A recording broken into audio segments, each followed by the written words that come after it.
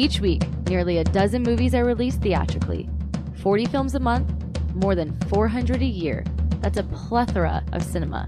Too much cinema. You'd have to be an addict to see all that, but don't fret. We've got you covered. This is CinemAddicts. Hey guys, what's up? It's Srisavasdi with episode 358. This is actually part 2 of this week. Earlier in the week, me and Eric, we covered the first bunch of movies that are coming out for the week of Friday, August 14th.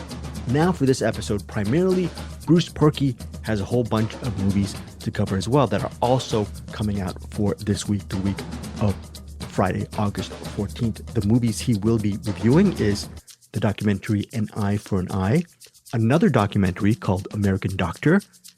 He has his take on The Wrong Girls, which stars Kristen Stewart and Alia Shawkat. And also he has a review of the Shudder release. It's a horror thriller called Hellcat. I was going to only review actually one movie for this episode, but I will also give a quick take on The Wrong Girls, primarily because Bruce Purkey has the more in-depth review in a few moments over at the Cinem-Attic. All right, now let's get to my movie edition for this episode. It is a political drama. It's not a thriller. It might seem boring if you are not into history. The movie is called The Brink of War. I'm not a huge history buff, but I did enjoy this movie. It's from Angel Studios, and here's the official plot behind The Brink of War. President Reagan, played by Jeff Daniels, races against time to salvage a deal with Soviet leader Mikhail Gorbachev, played by Jared Harris, that could dismantle nuclear arsenals or ignite disaster. With pressure mounting on all sides, every word spoken brings the world closer to peace or destruction. The movie also stars J.K. Simmons as George Shultz, Hope Davis as Nancy Reagan, and Branka Katic as Raisa Gorbachev. It hits theaters August 14th, again from Angel Studios. That is the boilerplate plot summary. Are you going to get anything else from this movie other than a boilerplate type of movie? It runs close to 2 hours, I believe 118 minutes. And the answer to that question is no. All right, now that's not a bad thing. And what I mean by that is it gives you exactly, hopefully, what you want. Meaning, if you're a huge fan of Jared Harris and Jeff Daniels, they're both excellent actors. And the big draw for The Brink of War, there's two draws, but I think for me personally, the biggest draw was seeing Jeff Daniels play Reagan, see Jared Harris as Gorbachev, sitting across from each other. Sorry for the squeak in the froggy voice right now, but sitting across from each other and trying to hammer out a nuclear arms deal, which is ultimately is a reduction of nuclear arms. And you see throughout the close to 2 hours the definite challenges that each of them have. There are times when I think for me, I was surprised at Reagan's stance regarding the discussions of compromise. That was interesting to me to hear, at least from this narrative, where his POV was regarding his talks with Gorbachev. Now, another thing is, even though it feels like a mano-a-mano chess game for The Brink of War, J.K. Simmons as Secretary of State George Shultz, the right-hand man of President Reagan, he also has a pretty substantial role in this. That said, he is the third wheel in this narrative. It's ultimately a Jeff Daniels and Jared Harris vehicle, but having J.K. Simmons bringing up the rear as the third wheel in a good sense, in my opinion, gives The Brink of War an extra level of layer and substance and gravitas. Ultimately, all of these three actors are the ones who really carry The Brink of War. This discussion was held, I believe, at Reykjavik in Iceland. So I believe they shot there as well. The locales look great during the breaks of, it can't be 2 hours of Gorbachev and Reagan just speaking to each other, no matter how great the actors are, right? You can have Marlon Brando and Monty Clift from each other in front of each other and talking for 2 hours. You're going to need a break. All right. You're going to need to have some semblance of scenes that you need to cut to a different type of story, or maybe a subplot, or maybe even just a several minute distraction.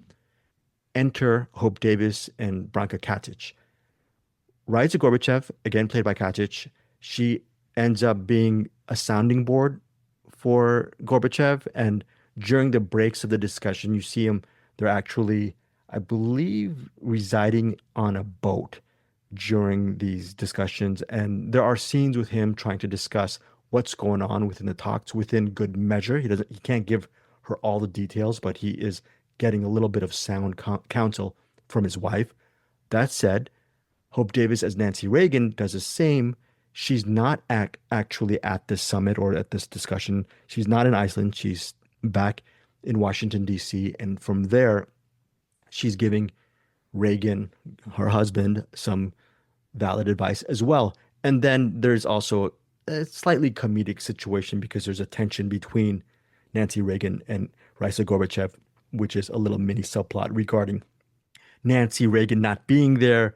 And there's a situation with a horse, and it's a little funny subplot, but ultimately these supporting subplots don't mean anything more than it adding a little bit of variety to the overall narrative of The Brink of War. You just can't make a 118-minute movie and just have them speaking in front of each other and yelling at each other and trying to bargain. At least for this narrative, it wouldn't have worked. And having those little added variety helped mix things up a bit. Also, you have some of the Russian and U.S. military officials, security, and there's other political officials there, and those are some of the breaks too, where they break from their discussions. You see there's an interplay between them, and that also serves to break up, I'm not going to say the monotony between the discussions, but it would get monotonous no matter how great they are as actors if there wasn't a little bit of variety. Let me drink some water here. Hold on one second. Ultimately, The Brink of War, it is what it is. 3 great actors with a really solid screenplay at least gave me further insight into the talks. And I lived through the 80s. I've never been a politically inclined human being, even though I did major in political science over in college, but that's another story for another day. But for me, I grew up in the 80s. The Brink of War was right up my alley as a Gen Xer, and seeing these 3 men just talk about how to save the world by compromising, it ended up being a good, solid movie. In fact, if it sounds like a play type of film, it is. And it's in theaters. It's one of these things where if you like dialogue-driven, dramatic films anchored by A-list, in my opinion, A-list actors, then The Brink of War is a very solid choice. I'm giving The Brink of War, again, hitting theaters August 14th from Angel Studios, 3.5 out of 5 stars. All right, that is my review for The Brink of War. Bruce will have his thoughts on The Wrong Girls. I'm not going to say what he gave it. He's going to dive really deep into this, but I will just add to this and just say The Wrong Girls is a little bit of, how would I say? It stars Kristen Stewart and Ali Shawkat, and they're good together. They play stoners. They're neighbors. No, they're not neighbors. They're roommates. They're best of friends. They come across this weird, Kristen Stewart's character, she goes out one night and she meets this mysterious man played by Lakeith Stanfield, and he ends up giving her a suitcase filled with vials of some colorful concoction. The 2 girls they're not very good regarding judgment. They both take their respective vial, they down it, and from that solution, it gives them a little bit of interesting powers, and maybe they can possibly speak to cats. They might be telepathic. Could they have telekinesis? Possibly. And ultimately, this is a very simplistic, in a good way, stoner comedy where you don't have to think too much. Just hang out. It's a hangout comedy. Just hang out with Kristen Stewart and Alicia Shawkat. And if you like them both, and Tony Hale's in this as well. He has a very small role. One of the voices of the cats is Seth Rogen. And I think it says here Kumail Nanjiani. He might be the other voice of the cat. There's also Gina Davis. She has a small role in this. It's rated R, 99 minutes. it's a total lark of a film where it's not ultimately highly funny. It's not the most entertaining movie you'll see, but if you just want to hang out with two charming actresses who pretend to be stoners for 99 minutes and get into a lot of random stuff, then in my opinion, yeah, this movie works. This movie worked for me.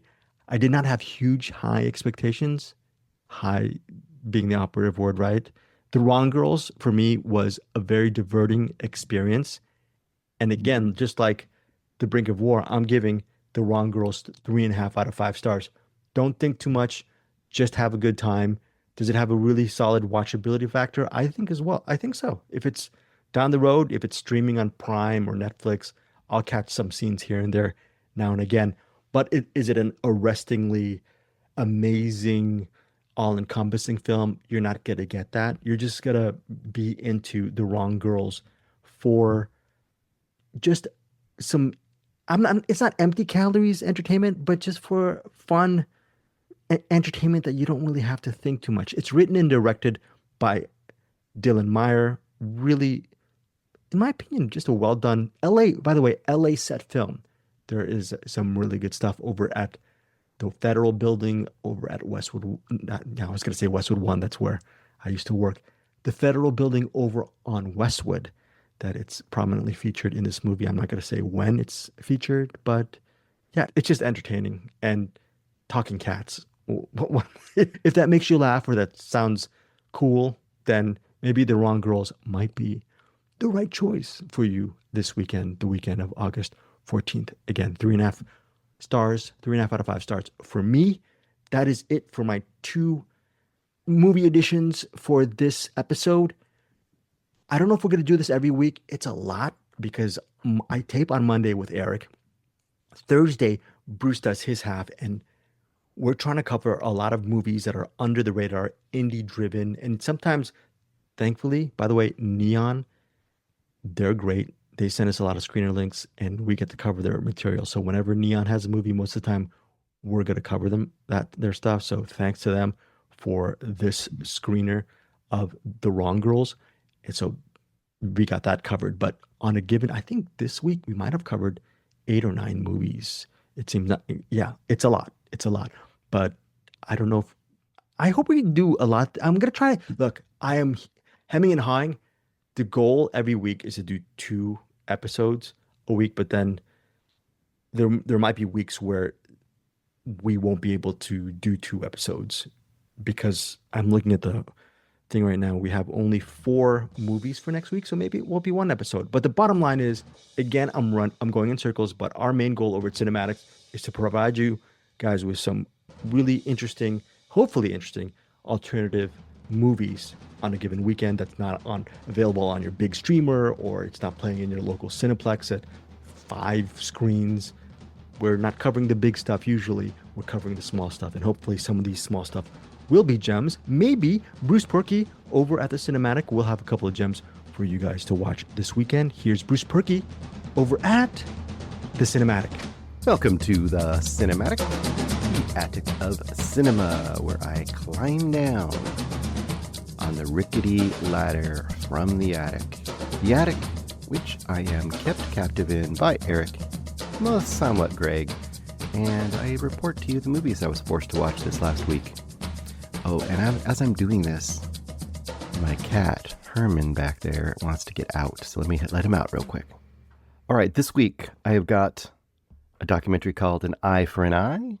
I've got a movie, a little horror movie that's coming out in Shudder, I do believe, called Hellcat. I have another documentary called American Doctor. Heavy documentaries, not heavy movies so much. I've also got a little stoner comedy called The Wrong Girls. And then I've got a quick recommendation of an ongoing series right now on Hulu that you can catch up with, and I think you should catch up with, and that is a series called Furious. Furious, not the Fast and the Furious, not Furious 5, just Furious. Could have a better title, but it is a good show. All right, let's get to it. An Eye for an Eye, directed by Tanaz. Oh my gosh, Shakian and Farzad Jafari. Boy, I'm not going to say very many other names here. It really focuses on mainly one woman, but her family as well. Her name is, once again, I'm going to say it terribly. It's Tehreh. So, Terra, I'm going to say some version of that. This takes place in Iran, and by the events that are mentioned in this movie, I believe it took place mostly either in the end of 2025 or the beginning of 2026. So pretty recently, the events that we're seeing in here.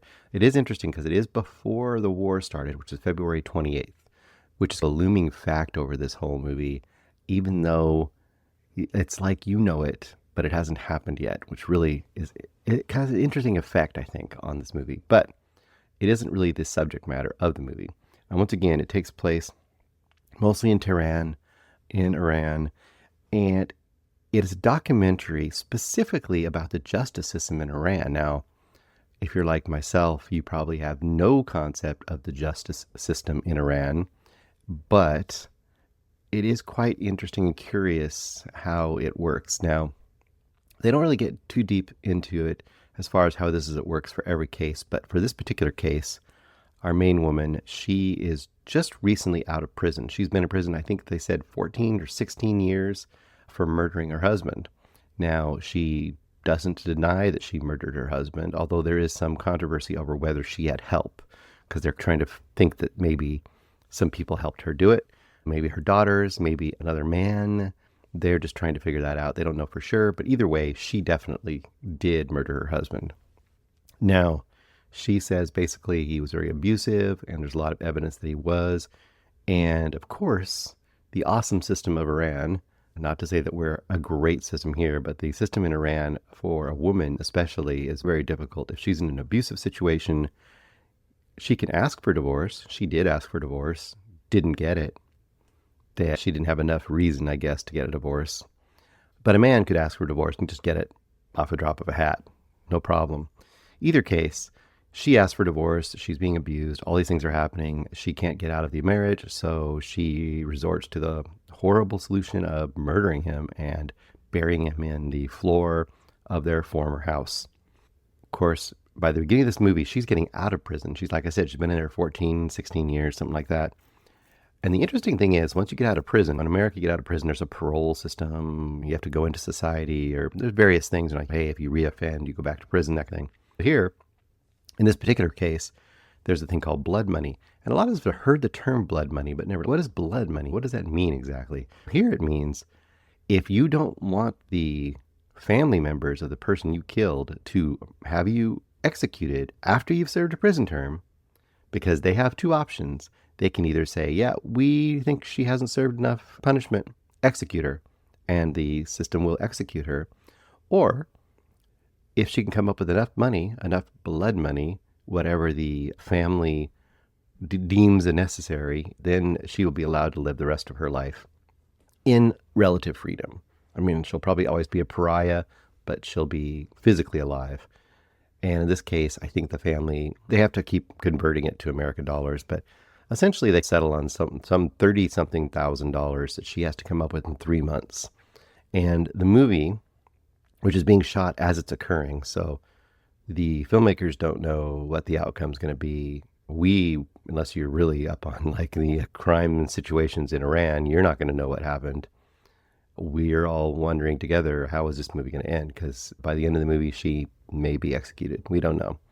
She basically instills the help of there's this one lawyer, this one person that wants to try to help her, try to get money, but it's really hard for her to get money because people are not going to support a murderer, and do a fundraiser for a murderer is not really going to get a lot of sympathy, and most people aren't going to contribute to such a thing. So you get a lot of scenes of watching the family in anguish. And to some degree, Tehreh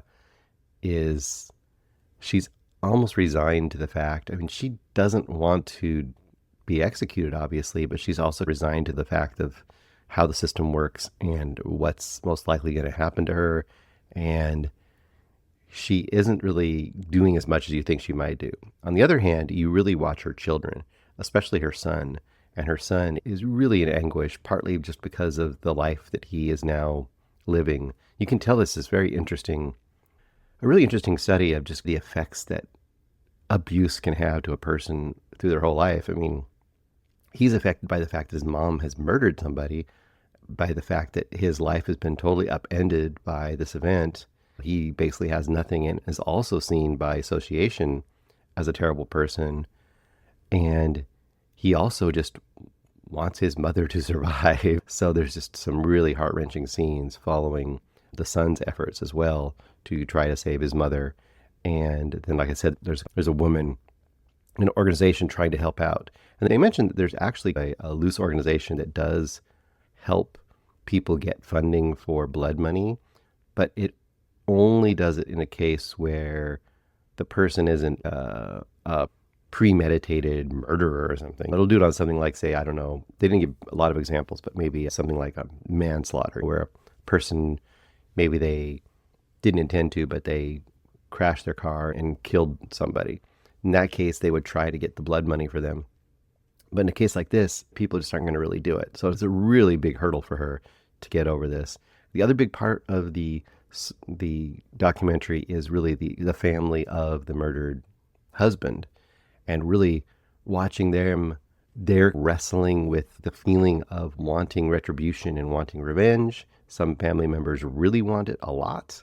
Some members really want to go for forgiveness. Some want to go the middle ground and basically do a hard line on the blood money. It's a very heart-wrenching, like I said, and a tough decision for anyone to be in. And it's really interesting.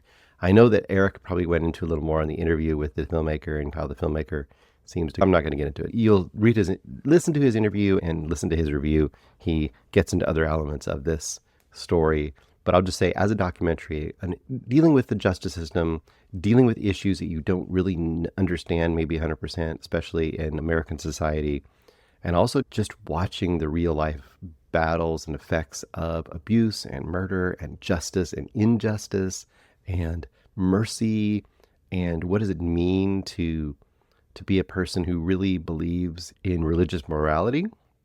Like, where is the line between religious morality and retribution? There's just a lot of interesting stuff here. It's an excellent documentary. Once again, I'm obviously not going to tell you how it turns out. I'm not going to tell you what ends up happening to Hera, but it's a very tense watch all the way along, and there's a lot of... It's a heavy watch. Probably the heaviest movie of the week. The two documentaries are the heaviest movies of the week here.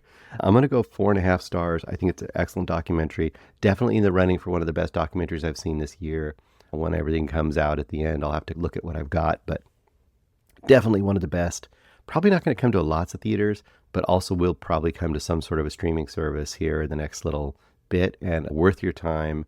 And once again, the aspect that isn't really discussed in the movie at all, but I thought was a very interesting concept, is whenever I see one of these movies where it takes place in Iran, I mean, this is a country that we treat politically as such a boogie-boo, a devil. We're doing all these things. We're bombing, and we're having all this rhetoric around it. And there's this war that we've got going on over there. And when you see something like this, you see a full, complex society full of people with everyday problems and crazy problems. This is a big problem that doesn't happen to people every day, but it's real-life problems. People living their lives, and the complexities of human life. And when you see that context, I think it's really important to see that context in a world where we have created this monolithic, quote unquote, enemy that we're at war with. So it's important, I think, movies like this, even whatever the subject matter was, just to have that window into the world that we are not seeing on our side of the ledger. So that's a really good movie. An eye for an eye, 4.5 stars. Next up, we've got Hellcat. It's a little indie horror movie directed by Brock Bodell, starring Dakota Gorman. She's awesome in this movie, really good, playing Lena. And then Clive, played by Todd Terry. Now, these aren't the only actors in the movie, but they're the main two actors. It really is coming down between those two for almost the whole movie. Now, this is a movie that is almost awesome. It's still good. I will still recommend this movie. But for horror fans, I think your mileage might vary a little bit on this movie. Basic concept, I mentioned intensity to Eric because he loves that miniseries. It was a 2-part miniseries from the 80s, I want to say, maybe 90s. Stephen King, or I don't remember if it was a Stephen King adaptation. It might have been Straub. Either way, doesn't matter. It had to do with a killer and had somebody trapped in a motorhome and they were going around and things were happening. It was very intense. This movie starts with a similar premise. It starts out and Lena wakes up and she doesn't know where she is. And we're with her. Very isolated, almost a single setting movie, very limited settings in this movie. And she is in the back of one of those Silverstream trailers. She's in the back of it. It's rattling around. It's on the road. It's driving. She's there. She's obviously been drugged or captive, or you don't know what's going on. She doesn't know what's going on. She's freaking out. She's trying to get up and get around there and figure out how to get out or where she is and where she's going and how can she escape and who's got her and that stuff. But basically, I'm held captive by probably a serial killer or at least a killer or a creep who's abducted me, that kind of situation. And a great setup, right? Great basic setup for a thriller/horror movie. And that's your first third of this movie. Now, I'll say it does make some twists. And I will, at the very end of this review, give you I will give you a recommendation for or against this movie before that. So you can just ignore the spoilers if you need to. But I'll just say that first third, tense, really streamlined. Basically, the driver has wired a camera and a microphone so he can hear her and he can talk to her while he's driving. So there's scenes where he's got these mounted wolf head or coyote head or something up on the wall with there's a bunch of other stuff, like an old school trailer, but he's got that mounted on the wall. So there's a lot of times where personifying him, you get the taxidermized coyote wolf head up on the wall that she's talking to, because it makes it easier than her just talking at the walls. Gives us somebody to look at because we don't see him until later in the movie. Now, there is a reveal, and once again in spoilers, I will get into that a little bit. There is a reveal in this movie that I did see coming, and to me, it makes the movie a little less interesting. I know it's ambitious, but I wish it hadn't been ambitious. I wish this movie had stayed in the lane that it started in, although I say what it does do interesting stuff with the premise it turns into. But it's not as good as it could have been, in my opinion. Now, some people might be like, oh, this is okay. It's just a thriller of a person stuck in this thing and it's a killer and how's she going to get out, that thing. But I think personally, I would have liked that a little bit better. But either way, that's a personal taste thing. And it is done really well. And there's a lot of style here for the limited storytelling and obviously probably a limited budget. You just get mostly this interior with a few exterior shots, but mostly this interior and a woman and an ever-growing mystery being uncovered as she tries to investigate the cell. Essentially, it's a traveling cell that she's in, and mysteries in that cell start to uncover. She finds things. She finds I'm just going to say a locked door, and there might be something or someone behind that locked door, and that's a whole part of the story, and why is that there and what's happening there, and it's freaking her out, of course. And then, of course, as the conversation goes back and forth with the person who's driving, you get a lot more story between the two, between Lena and, what's his name again, Clive, as well. There's also a really great touch here.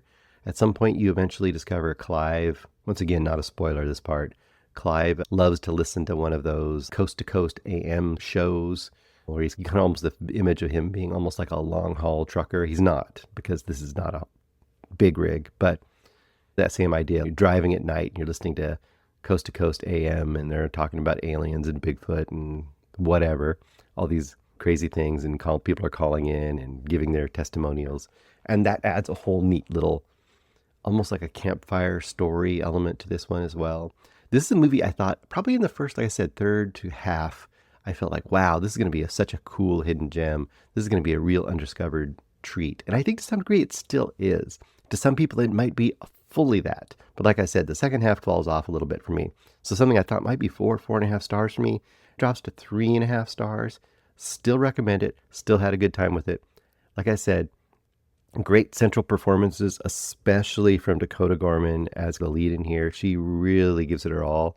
And for a little movie like this, a lot of times it either has to live and die on either a whole bunch of cool set pieces and special effects, and this doesn't have a ton of that, or it has to live and die on performances. And a lot of times in a little independent movie, you're going to get okay performances to not great performances. You're not having a huge array of actors to choose from. But here, I think they did a really great job of casting some very, very great performances and great actors for such a small movie.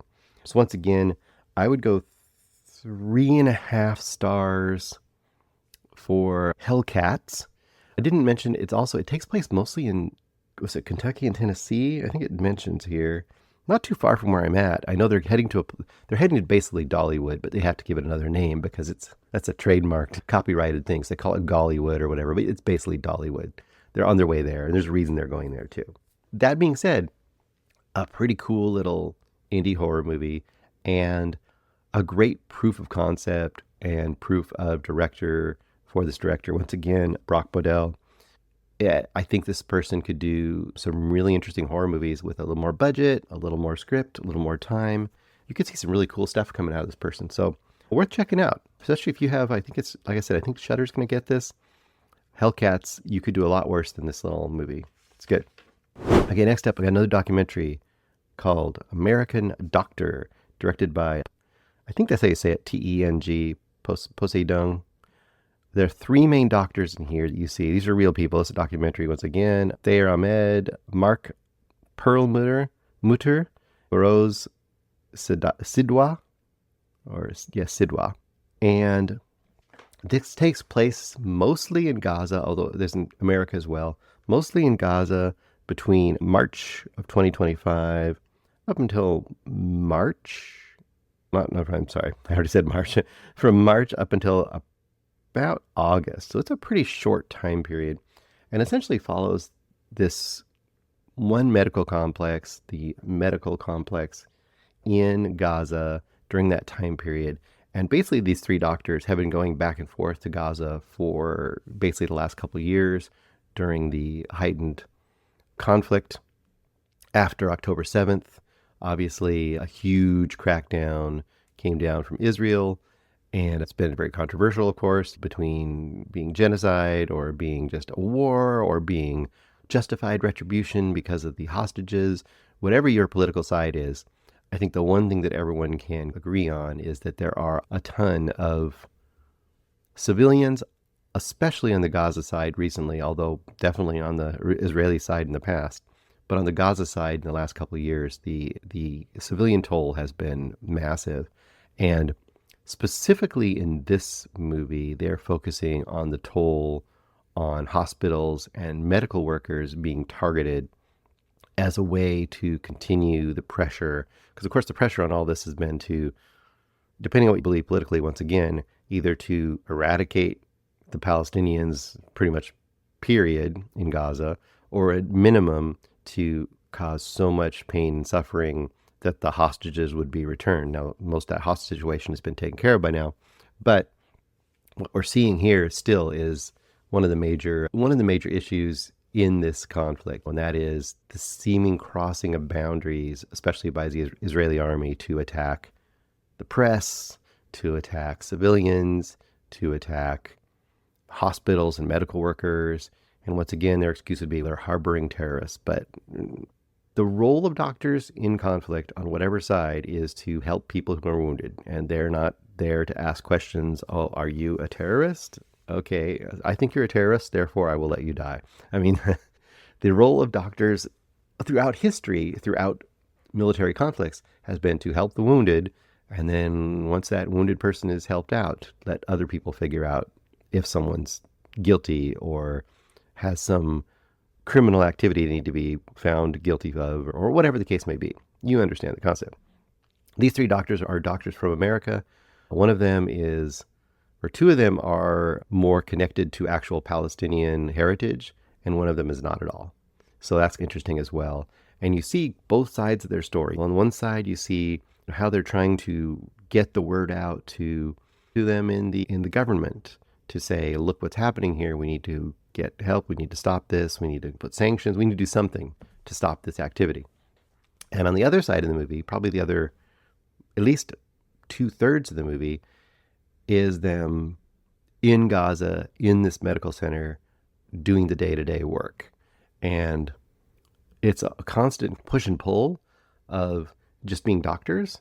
And then all of a sudden, it's the equivalent of being a doctor in a hospital, and you have your normal injuries and so on and so forth coming in. But then every day at any time, you may have a mass casualty event. And mass casualty events are, instead of like in America, they might be like once or twice in a year in an area, if that. Here, they're happening every day or two. All of a sudden, there's going to be 15 people with massive injuries and explosive injuries and gunshot injuries and crushing injuries. And you're going to have to deal with it with limited capabilities. And then on top of that, if the ceasefire ends, which I think the beginning of this movie where they're in Gaza is starting at the beginning of one of the ceasefires, which are always relatively limited and short-lived. They're always worried that at any moment they may be targeted, because many other hospitals and medical areas have been targeted as well. And I won't tell you if that does happen, but it's a constant threat. It's like you definitely get the feeling here of what it's like to live in an area where it seems like normal life mostly, but if you turn your head to the right, you see a burned out, bombed out building. And if you turn your head to the left, you're going to see an ambulance that's full of bullet holes. And at any moment, you might hear a artillery strike within a block of you. And there's that immediate readiness to just tense up and just be ready for whatever might happen. You see the incredible frustration and anger and sadness in these doctors who know they're risking their lives, but also know that they, theoretically, if nothing happens to them while they're there, they are going to just go home to America, where it's relatively the safest place in the world compared to where they've just been. So it's very interesting in all those aspects, very frustrating, definitely maddening. And I think what it does well is it should be maddening to you whatever side you're on. And a lot of people on both sides are angered by this. But on the other side of that is it's definitely politically on one side. So some people are going to just dismiss it immediately. And we talked about this with various very politically charged documentaries. Eric has basically mentioned it before.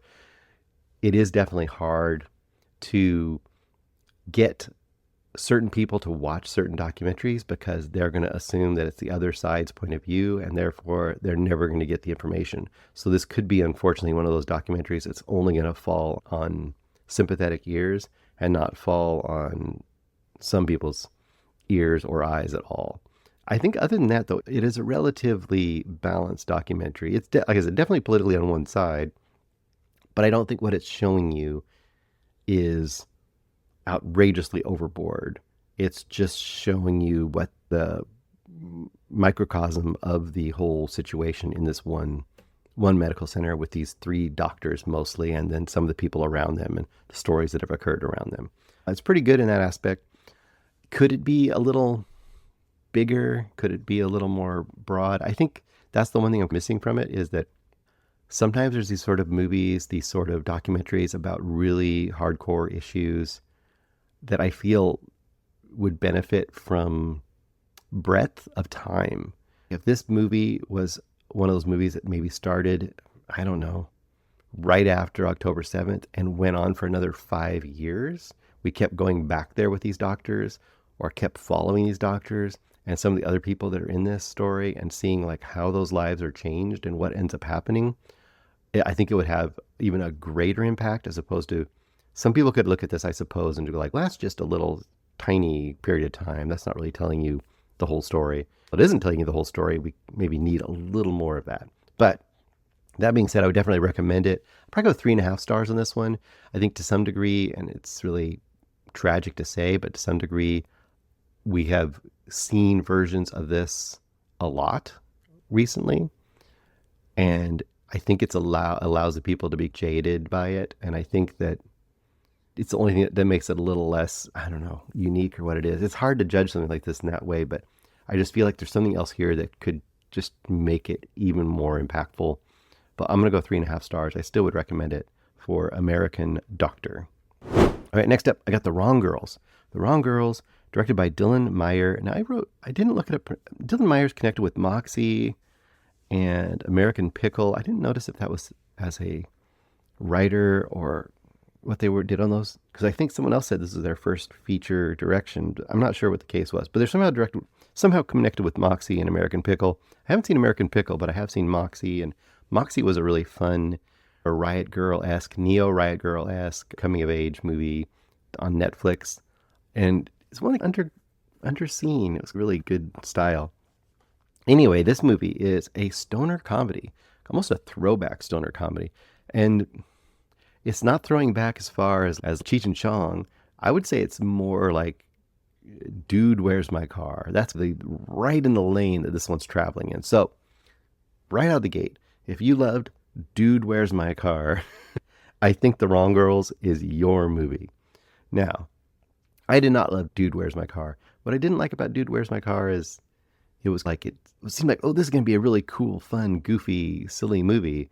And it was goofy and silly, but also just, to me, it wasn't enough. It was like the sitcom version of what that stoner comedy should have been. It needed more grit, and it needed more just outrageousness. And it needed to it's almost like a square person's version of what a stoner would be, or something. There's something about it that just seemed safe and sanitized version of the world it was trying to present. So, that being said, we're not talking about Dude, Where's My Car here, but I have some of the same sort of criticisms of this movie, which I, in a lot of ways, was really rooting for. And I wanted to love this movie, and it's really a good-hearted, goofy silliness going on here that I can't really hate, but I also felt a little bit bored and disappointed by a lot of it, and it just felt a little safe and a little like all the edges were just shaved nice and smooth for us, which isn't what you should get in a goofy, crazy stoner comedy. But who do you got in here? You got Kristen Stewart playing Frankie and Francis, only in a small role as Francis, but Frankie for the whole movie pretty much. Alia Shawkat, who they're trying to push down our throats recently in a ton of movies, and I haven't seen one yet I've liked her in, so hopefully she'll get there. This is the most likable I've seen her, but most of the time there's something missing about her, just doesn't work for me, but whatever. Alia Shawkat as Molly.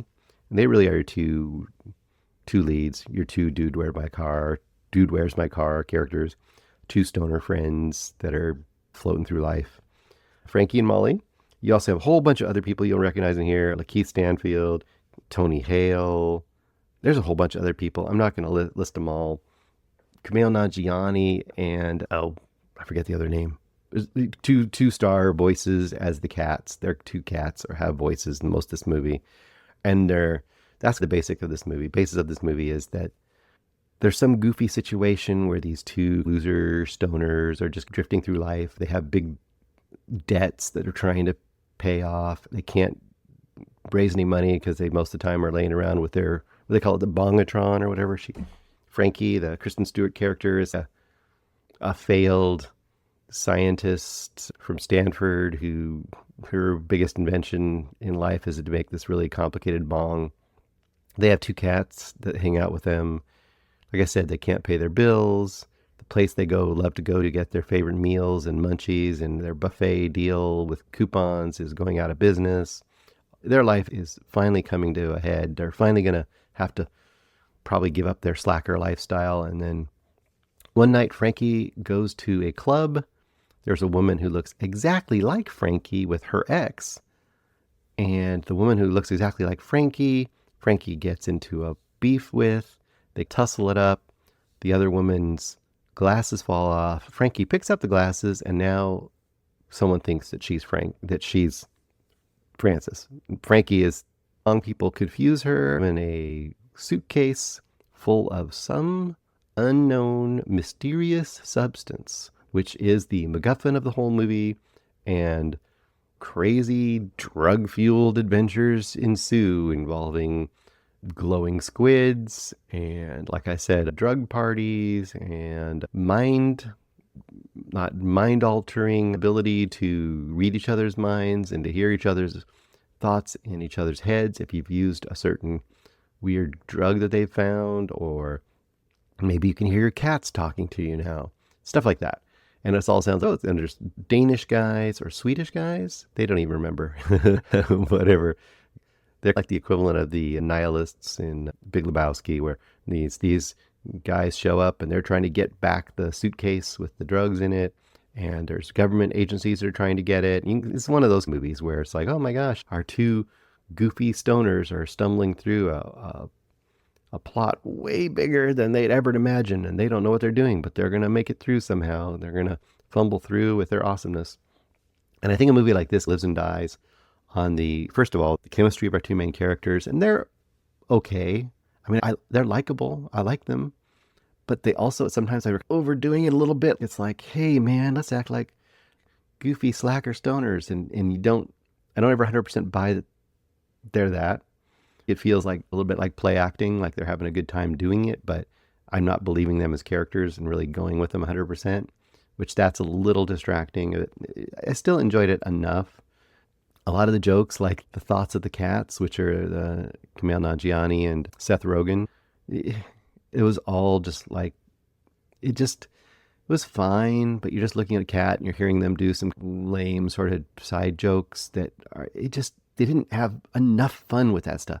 This was on the edge of being goofy in a good way, but never went all the way. That's my biggest complaint with this movie, is I wanted it to go all the way. You'd go fully into the silliness, fully into the goofiness. For example, you got these cats who have also taken the drug, and through the whole movie, they're sidekicking with our two stoner friends, and we're hearing the thoughts of the cats too, as like an ongoing sidekick jokey thing. Okay, great, fun. Make the cats puppets. Just go all out. Make them puppets. Maybe when they take the drugs, they turn into crazy puppets. Why not? I mean, I feel like this has got to be goofy, like all the way. And it was just always pulling its punches and never quite going all the way there. And so it's like, it wants to be taken a little bit seriously as a heartwarming friendship stoner comedy. But then it also wants to be this crazy, trippy thing that'd be like, whoa, dude, do you see what they did?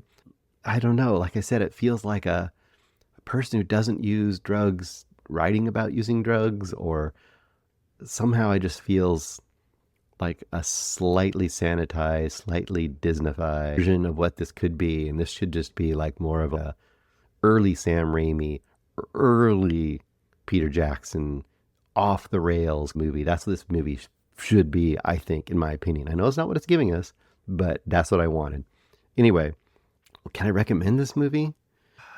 I was going to go 2.5. I'm going to go 3 stars. I'm going to give it a very, very light recommendation because I think it's a fun enough time. I think if you're in the right mood for this, you could really enjoy it. If you're in the mood for pizza and beer and chilling with your friends, then this is going to be like, I wish it would have been better pizza and better beer and better friends. But it's better than not having any of those things. So that's where I would fall on this. It's like, bad pizza is still okay because it's pizza, and bad beer is still pretty bad, but it's beer. And hey, my friends are my friends. They're not the best friends I could have, but they're there. So in that aspect, I think it works. And it is enough fun that you can just enjoy the time with it. So 3 stars. A very generous 3 stars for The Wrong Girls.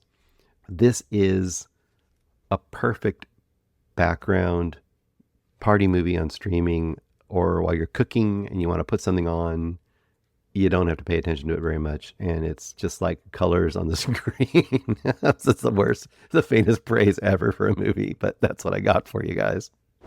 Okay, last but not least, probably my top discovery of this week, and actually I've been watching it for the last couple weeks, but I haven't mentioned it before. Hulu has a series right now called Furious. Now, the poster is nothing special. The title is definitely nothing special. And I think a lot of people are going to ignore this show. Even if you read the description, you're going to ignore the show because you're going to think you know what it is. And it starts out and you think it is what it is. And then when you actually watch it, it is something truly special and truly amazing. And I think this will slowly discover an audience. And if people pay attention to it, it should get some nominations for acting. But I don't think it's eligible for this year's Emmys. But if it can be remembered long enough, it should get Emmy nominations next year for at least a couple of the actors in here. Now, this Furious is created by Elizabeth Merriweather. She's the show creator. The main actors in here you need to know about are Emmy Rossum from Shameless, of course, and Phantom of the Opera, The Phantom, yes, I believe. Alice is played by Emmy Ross. Catherine is played by Lola Pettigrew. Now, if you don't know the name Lola Pettigrew, you should. She's amazing, and she's amazing in this. Both her and Emmy Rossum are fantastic in this show. But Lola Pettigrew was in Say Nothing a couple of years ago. Say Nothing was this limited one-time series that I'd reviewed on here about the troubles in Ireland, and they were in the IRA. They were working with the IRA, these two young women. It was like a real-life story, and they followed it. And she was amazing in that as well. She's fantastic. You also have Scott McNairy in here as Danny. You've got Jake Lacey as Marshall. You've got Quincy Tyler Bernstein as Nora, and a whole bunch of other people in here. Basic concept. Alice is recently in the FBI, has left the police recently. She left the police because she was dating another policeman for a long time. He was abusive to her. She basically testified against him, caused him a lot of trouble, though he's still a police officer. And she essentially had to leave the force because... So essentially she ends up going over and becoming a very low-level FBI person. But at the beginning of this series, she gets pulled into a murder case. A man is found, originally I think the man overdosed on the steps of his apartment, walk-up brownstone house. And somehow she gets pulled in with one of her ex-cop partners who's also investigating it. And they discover that it is staged to look like an overdose, but it actually is a murder. And very quickly they discover, like, hey, there may be an actual serial killer going on around here. Now, at this point in the series, from the way it's presented to you and the way you come into it, you are very much going to think, oh, this is like a Seven, Silence of the Lambs sort of a thing, where you're following a Clarice Starling character and police procedural, but there's some drama with the people around her and the sexism of the police force and the FBI and all that stuff. And there is some of that going on here. And if it had just been that, would be solid, very entertaining series on its own right. But what it does, it's really special here, is it really does some very, very interesting character stuff here. And it is crazy dark the way this goes with character stuff, because we spend probably an equal amount of time with I'll call her Catherine. She goes by much different names, but the Lola Pettigrew character, who is the killer. Once again, these are not secrets. These are not spoilers. This is the basis of the series. The woman who's doing the killings and why she's doing the killings and all of her motivations and all of her psychosis and all of her trauma is like half of this show. And the other half of this show is all of the trauma and the character stuff around the Emmy Rossum character. And then the world around both of them and how they're interacting with it is freaking awesome. And I don't even really want to describe everything that happens to you, because it does all the twists and turns that you might expect in a serial killer mini series. I can't imagine this is going to be more than one season. But then I don't know. It could be, I suppose, but I feel like it has to end. This is a series where at any time you feel like any character is not safe, and that includes characters you're going to like and you come to really hope good things for, but things aren't going to necessarily go the way you think they will.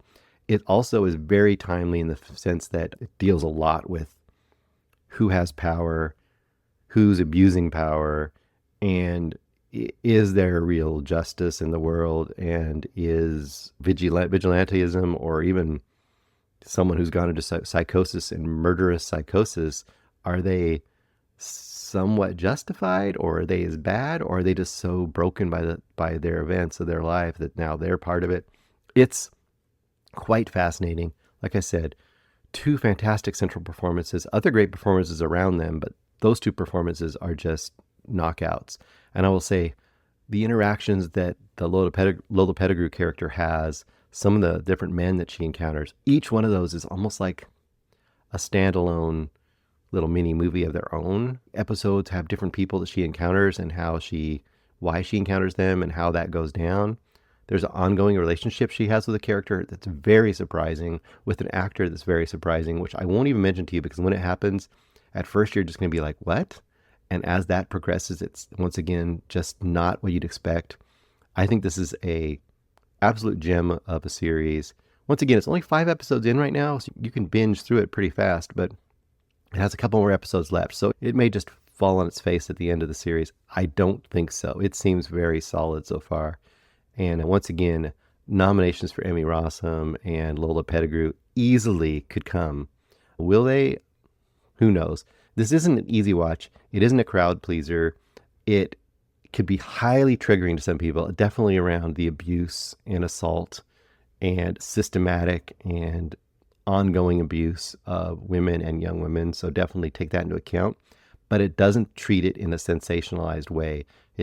And I think partly, you got showrunners and creators here that are women, so I think that's very informed in the way that this plays out and probably allows it never to get very stereotypical and very cliched. And that's why some of the things here are really tough and really unique. And it just has a bite to it, and man, it's fantastic. So once again, I could not highly recommend enough Furious on Hulu. And the fact that it's a co-Disney project is crazy. I don't know how this slid through. I don't know if Disney just isn't paying attention that they have themselves attached to this, but good on them, I guess, or whoever got it greenlit, but it's good stuff. And then last but not least, we have to pick our 3 movies for the Patreon for this month, which is about the year. We had about 22 or 23 movie suggestions there, and based on the parts of one of them. So 2 of the 3 I've not seen at all. And parts of one of them I've seen various times in my life, but don't remember much of it. All right, so what we have from 1960 that we're going to be watching are, and I'll let the guys figure out which one is going to go on the main episode and which one goes on the Patreon, which 2 go on the Patreon.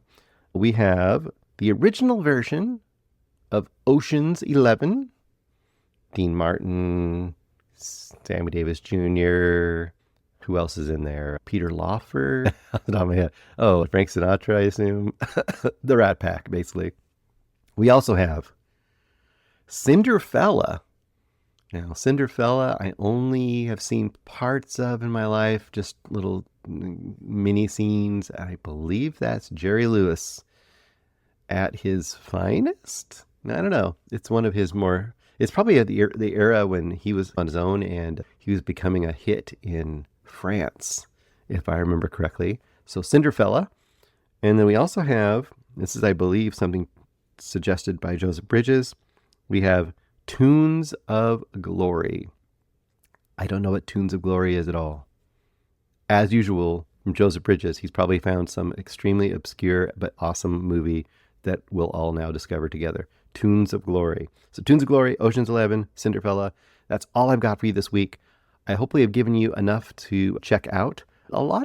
Nothing terrible this week, and a few really great things and a couple other pretty good things. So that's a good week in my book. Before we go out, really quick, if you haven't been on the CinemAddicts page or the Film Vault page, check it out. There is I don't know if it's a GoFundMe, I forget what company does it, which one they're using, but there's a fundraising link up there for Brian Bishop. Brian Bishop has been struggling from the Film Vault, has been struggling with cancer and the after effects of the treatments for many years. And things are getting really difficult for him and his family, and they have put up a way to help fund that situation for him. Go check it out. There's a lot more information on there. Like I said, it's in a CinemAddicts page. It's on the Film Vault fan page. I'm sure you can find it a few places. If you have mutual friends like we do from the Film Vault universe, you have probably run across it already, but if you haven't, go search it out. Also, as always, on the way out, gotta say, we miss you, Mitch. We miss you, William. F you, Ice. Take care, everybody. We'll be back next week with more CinemAddicts.